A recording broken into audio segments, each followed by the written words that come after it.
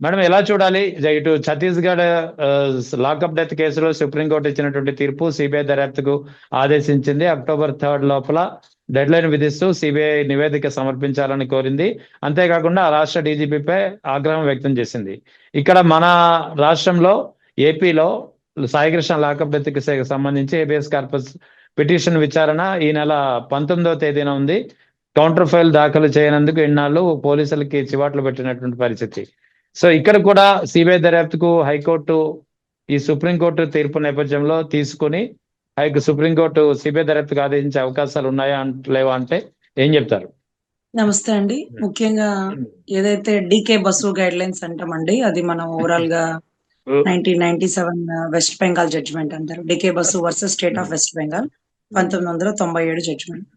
Before 97 ముందు ఎట్లా జరిగి ఉందో గానీ 97 తర్వాత ఈ లాకప్ డెత్ మీద ఆ స్టేషన్ మొత్తం సస్పెండ్ అయిపోవడం, ఆ డీజీపీని కూడా ఆన్ స్పాట్ లో సస్పెండ్ చేయడం, ఇలాంటి పెనుమార్పులైనటువంటి తీర్పులు కూడా సుప్రీంకోర్టుకి ఇచ్చే అధికారం డీకే బసు గైడ్ లైన్స్ తర్వాత వచ్చేసింది. అందుకనే అంటే కస్టోడియల్ టార్చర్ అంటారు డీకే బసు అంటే, కస్టడీ గైడ్ లైన్స్ అంటారు డీకే బసు అంటే. అంటే మీరు గమనిస్తే అంటే ఒక చదువుకోని వ్యక్తులకు కూడా అర్థమయ్యే భాషలో చెప్తుంటాము. ఎవరైనా పోలీసులు పట్టుకున్నారే అనుకోండి, వాళ్ళని జైల్లో పెట్టాలనుకోండి, వాళ్ళకి ముందు చేసే పని మెడికల్ టెస్టులు చేస్తారు. మెడికల్ టెస్టులు చేసి అతను ఆరోగ్యవంతుడా అనారోగ్యవంతుడా, ఏ ఇబ్బందులతో సఫర్ అవుతున్నాడు, షుగర్ ఉందా, బీపీ ఉందా, కిడ్నీనా, లివరా, whatever it may be, ఏ డిసీజెస్ అనేది పూర్తిగా అవగాహనతోనే అతన్ని జైల్లో పెట్టాలి.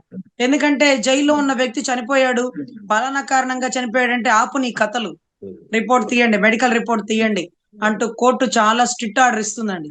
సడన్ గా ఎలా చనిపోతారండి? సడన్ గా ఎలా చనిపోతారు? లివర్ సడన్ గా ఎలా ఫెయిల్ అయిపోతుంది? బిఫోర్ రిపోర్ట్స్ ఉంటాయి కదా. అంటే ఏదో ఒక కారణం చెప్పేయడానికండి, ఏదో ఒక కారణం చెప్పడానికి అలా చేస్తుంటారన్న ఉద్దేశంతోనే కస్టడీలో ఉండే జైలర్లతో ఎన్నో ఎన్నో శిక్షలు పడి ఉన్నాయండి. మీరు చూస్తే మదురై కోర్టు ఇచ్చినటువంటి జడ్జిమెంట్ కూడా మొన్న ఈ మధ్య చూశారు. కరోనా టైంలో కస్టడీలో పెట్టి టార్చర్ అనుభవించినటువంటి ఎవరైతే ఒక వ్యక్తి తాలూకా ఘటన ఉందో దానికి ఒక కానిస్టేబుల్ ఇచ్చినటువంటి, ఒక లేడీ కానిస్టేబుల్ ఇచ్చినటువంటి ఎవిడెంటరీ అంటే ఆవిడ అప్రూవర్ గా లొంగిపోయింది అంటే స్టేషన్ లో ఒక 10 మందిలో SI, CI, concerned constable, home guards, driver అందరూ ఉంటారు. సో వాళ్ళందరూ ఎవరా కరోనా టైంలో మాస్క్ పెట్టుకోకుండా రోడ్డు మీదకి వెళ్ళామా అని స్టేషన్ లో అతను కొట్టినప్పుడు అపస్మారక స్థితిలోకి వెళ్ళిపోయి ఆన్ స్పాట్ లో చనిపోయారు.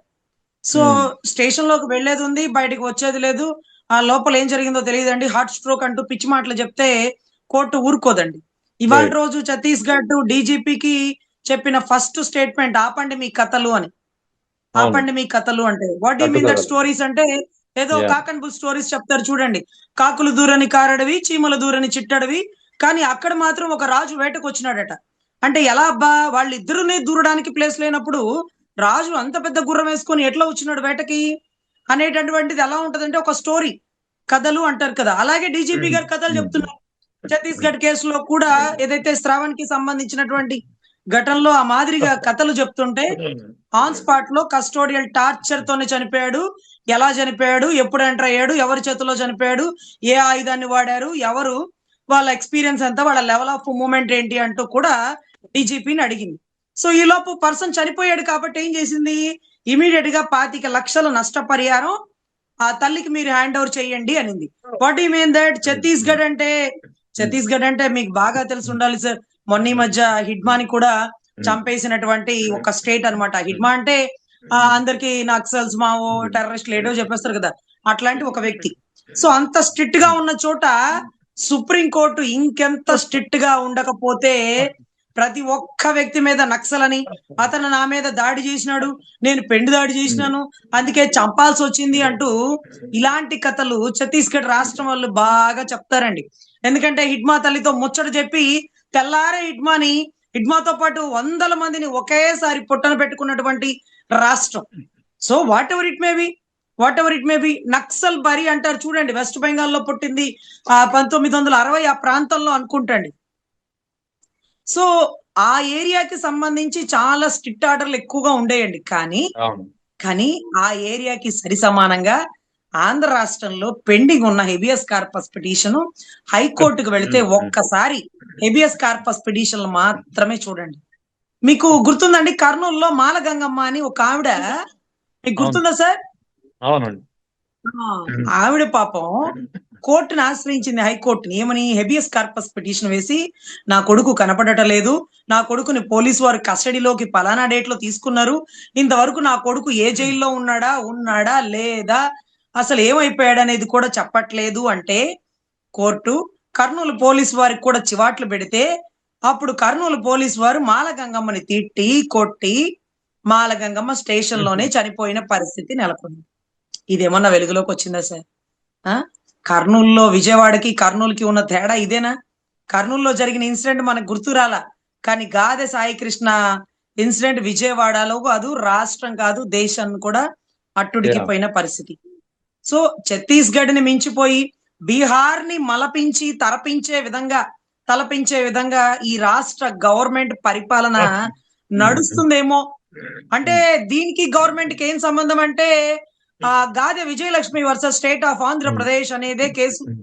ఈ రోజు Shravan versus state of Chhattisgarh ఇచ్చిన జడ్జిమెంట్ ఛత్తీస్గఢ్ కి సుప్రీంకోర్టు పెట్టినటువంటి చివాట్లు. ముందు నోరు మూసుకొని డబ్బులు కట్టండి, 25 లక్షలు. ఒళ్ళు పెయ్య తెలియకుండా చేతిలో రివాల్వర్ ఉందని కలిసి పడేస్తారా? అడిగితే కథలు చెప్తారా? సరైన ఆధారాలు లేని పిదపట ఆ స్టేషన్ మొత్తాన్ని సస్పెండ్ చేసి పడేయడం జరుగుతుంది. మీకు అక్టోబర్ లో వరకు టైం ఇస్తూ అక్టోబర్ ఒక డేట్ చెప్పి ఆ డేట్ కల్లా సిబిఐ విచారణ చేయాల. సార్ ప్రతిసారి సిబిఐ విచారణ ఎందుకు అడిగిద్దో కామన్ సెన్స్ ఉన్న సాధారణ సిటిజన్స్ అంటే పౌరులు ఆలోచించండి. ఒక రాష్ట్రంలో ఒక పోలీస్ తప్పు చేశాడని అదే రాష్ట్రంలో ఉన్నటువంటి ఇంకొక పోలీస్ వెలికి తీస్తాడా? ఇది జరిగిద్దా? ఇలా చెయ్యొచ్చా? ఇది సుప్రీంకోర్టు తీర్పుకు విరుద్ధం కదండి, విరుద్ధం కదా. సో దయచేసి గాదె సాయికృష్ణ కేసు కూడా సిబిఐకి ఇవ్వక తప్పదు. ఫస్ట్ అడ్వకేట్ అండి గాదె సాయికృష్ణ విషయంలో. ఫస్ట్ అడ్వకేట్ మొన్న అడ్వకేట్ గారు ఒక అసోసియేషన్ హాల్ అనుకుంటా, దాంట్లో ఆయన నన్ను కలిసినారండి. కలిసి చెప్పారు, రజనీ గారు ఫస్ట్ ఆ పిటిషన్ వేసింది నేనేనండి, నా దగ్గర నుంచి కేసు వెనక్కి తీసుకోవడానికి అన్నదమ్ములు గాని వారి సంబంధిత వ్యక్తులు గాని వారందరూ నన్ను బతిమిలాడి చెప్పిన మాట, అయ్యా మీరు బాగా చేయగలరు కానీ మాకు తప్పట్లేదు, మా ప్రెజర్ మాకుందయ్యా, ఏమనుకోకుండా ఎన్ఓసి ఇవ్వరా, ఏమనుకోకుండా, ఇక మా కర్మ ఇలా కానివ్వండి అయ్యా, చేసేదే ఉంది, మా కర్మ ఇలా కానివ్వండి అయ్యా, మాకు తప్పట్లేదయ్యా, మా మీద ప్రెజర్ ఉందయ్యా. అదేంటండి, బాధితుల మీద ప్రెజర్ పెట్టేది ఎవరండి? బాధితుల మీద ప్రెజర్ పెట్టడం ఏంటండి? తన బిడ్డ ఏ కారణంతో చనిపోయాడో తల్లి అడుగుతుంది, ఎవరు చంపారో తల్లి అడుగుతుంది. ఆ తల్లి మీద ప్రెజర్ పెట్టేది ఏంటండి? ఆ తల్లికి బిడ్డ మీద ఉండే హక్కుని ఈ ప్రభుత్వాలు ఈ పొలిటికల్లో హరిస్తున్నాయా? మీరెవరు మాట్లాడడానికి? కారణాలు వెలికి తీయమని ఆయన ఆవిడ అడ్వకేట్ ని ఆశ్రయిస్తే ఆ అడ్వకేట్ నుంచి కేసు వెనక్కి తీసుకుంటూ ఆ కుటుంబ సభ్యుల్లో తల్లి కాక మిగతా వారందరూ పోనీలేండి మా కర్మ ఎలా ఉందండి, ప్రెజర్ ఎక్కువైపోయిందండి, ఏమనుకోకండి అంటూ కేసు వెనక్కి తీసుకుని సిబిఐ విచారణ అక్కర్లేదు, మేము సిట్టును నమ్ముకుంటాం, సిట్టు ప్రభుత్వానికి అమ్ముకుంటది ఈ కేసుని అంటూ అడుగుతున్నారండి. ఎంత తప్పండి. సిగ్గనిపించట్లేదా రాష్ట్ర పోలీస్ శాఖకో లేకపోతే రాష్ట్ర ప్రభుత్వానికో? ఒక తల్లికి న్యాయం చేయలేనప్పుడు, ఆ తల్లికి సంబంధించిన కొడుకు పోలీస్ శాఖ వల్ల చనిపోయినప్పుడు, ఏ పోలీసోడు చంపాడో తెలియలేనప్పుడు, దానికి సంబంధించినటువంటి సిఐ గారు నాగరాజ్ గారు ఆఖరికి తెలీదు, గుర్తులేదు, మర్చిపోయాను అనే అద్భుతమైన స్టేట్మెంట్లు చెప్తూ నిన్న అనుకుంటాండి హోమ్ గార్డ్ కి అంతా తెలుసు అన్నాడు. హోమ్ గార్డ్ నెంబర్ ఎంతో తెలుసా సార్? A7 హోమ్ గార్డ్ అంట. మీకు తెలుసా సార్? సీసీ కెమెరాని కంట్రోల్ చేసేసినాడంట. హోమ్ గార్డ్ అంట స్టేషన్ లో వ్యక్తిని కనుమరుగైపోయేలా చేసినాడంట. హోమ్ గార్డ్ అంట డిఎస్పీని సిఐని అందరిని మ్యానిపులేట్ చేసినాడట. హోమ్ గార్డ్ ఉద్యోగమే పర్మనెంట్ కాదు పాపం. ఎప్పుడు తుమ్మితే ఊడిపోయేలా ముక్కులాగా ఎప్పుడు తీసేస్తారో వాళ్ళకే తెలియదు. ఏ కారణంతో పెద్దోళ్ళు కొట్టుకుంటే బలైపోయేది పేదోళ్ళు కదా, అటువంటి పేద ఉద్యోగం లాంటి హోమ్ గార్డ్ రోడ్డు మీద నెట్టేస్తున్నారు పాపం. కూర్చొని లావాదేవీలు మాట్లాడుకుని ఉంటారు. ఆ నాగరాజు ఇరుక్కుంటే కష్టం, కానిస్టేబుల్ ఇరుక్కుంటే కష్టం, ఎస్ఐ ఇరుక్కుంటే కష్టం, హోమ్ గార్డు నువ్వే ఒప్పుకో, నువ్వే చంపేశానని చెప్పు, వాడికి నీకు వాగ్వివాదం జరిగింది. అంటే ఆ గొడవల మధ్యలో అతన్ని చంపాల్సి వచ్చింది. మళ్ళీ సిఐకి తెలియకుండా డిఎస్పీకి తెలియకుండా హోమ్ గార్డ్ మేనేజ్ చేసేసినాడు, చెప్పేస్తాడు. రేపు ఒక అద్భుతమైన త్రివిక్రమ్ గారి స్టోరీనో, బోయపాటి గారి స్టోరీనో, రాజమౌళి గారి బాహుబలి స్టోరీనో చెప్పి చక్కగా కథలు రాస్తే దీన్ని మళ్ళీ సుప్రీంకోర్టు మెట్లెక్కించడం ఖాయం. సుప్రీంకోర్టు అప్పుడు చివాట్లు పెట్టి హోంగార్డు పరిధి ఎంత, హోంగార్డు ఇవన్నీ చేయగలడా, ఏం దాస్తున్నారు, ఏం తప్పుడు స్టేట్మెంట్లు సుప్రీంకోర్టుకి అప్పచెప్తున్నారు, కోర్టును ఎందుకు దారి తప్పిస్తున్నారు అంటూ సుప్రీంకోర్టు గౌరవ ఆంధ్ర రాష్ట్ర డిఐజీపీ కూడా అంటే డీజీపీ గారికి కూడా చివాట్లు పెట్టి డీజీపీ గారిని సత్వర రిపోర్టు, సరైన రిపోర్టు, సమగ్ర విచారణ చెయ్యండి, దీన్ని మీ చెత్త ఇన్వెస్టిగేషన్ అయినటువంటి సిఐడిని సిట్ కి ఇవ్వకండి, సిబిఐకి మాత్రమే ఇవ్వండి, అలా ఇవ్వకూడదని మీకు తెలుసు కదండి, అదేంటండి రాష్ట్రంలో పోలీసులు చేసిన తప్పుని పోలీసులే పట్టుకోమంటే అవుతుందా అండి, అవ్వదు కదా. సో దయచేసి ఈ లోపే ఆ కుటుంబానికి ప్రభుత్వం నుంచి నష్టపరిహారం రావాలండి, అంతేకాని ప్రభుత్వంలో ప్రథమ భాగమైనటువంటి గౌరవ ముఖ్యమంత్రి వర్యులు ఆమె ప్రత్యేక బృందంతో ప్రత్యేక ఆంతరంగిక ఆఫీసులకి పిలిపించుకొని అలా 1-to-1 మాట్లాడకూడదు. దాన్ని మీడియా డైవర్షన్ అంటారా, లేకపోతే డైవర్షన్ టు ద కేసు అంటారా, లేకపోతే కేసుని మ్యానిపులేట్ చేస్తుందంటారా, ఏమైనా అనొచ్చండి. మా భాషలో మాకు 100 రకాల భాషలు ఉంటాయి కదా, ఆ భాషలో ఏమైనా మాట్లాడేసుకుంటాం. కాబట్టి ఈలోపే ఆంధ్రప్రదేశ్ స్టేట్ ఆ తల్లికి నష్టపరిహారాన్ని పరిహరించాలని, అదే మాదిరిగా ఛత్తీస్గఢ్ ఏదైతే డెసిషన్ తీసుకుందో ఆ లాకప్ డెత్ గాదె సాయి కృష్ణనే కాదు, హైకోర్టులో పెండింగ్ ఉన్న హెబియస్ కార్పస్ పిటిషన్లు అన్ని కూడా వెలికి తీసి ఆ కుటుంబాలకు కూడా న్యాయం జరిగేలాగా ప్రధాన ప్రతిపక్షం లాగా ఎవరో ఒకరు పోషించి సుప్రీంకోర్టు దాకా వెళ్ళండి సార్, వెళ్ళండి. మీకు తెలుసో లేదో అనంతబాబు గారికి సంబంధించిన కేసు అండి, దళిత సుబ్రహ్మణ్యం గారి కేసుని గౌరవ ప్రభుత్వం వారు, ఇప్పటి ప్రభుత్వం వారు, అప్పటి ప్రతిపక్షం వారు టీడీపీ వారు దగ్గరుండి ఆ కేసుని భుజాలకు ఎత్తుకొని సిద్ధార్థ లుద్రా లాంటి టాప్ మోస్ట్ అడ్వకేట్లను పెట్టి సుప్రీంకోర్టు మెట్లెక్కించి ఆ కేసుని సరైన గాడిలోకి తీసుకెళ్లారు. ఏంటబ్బా అంత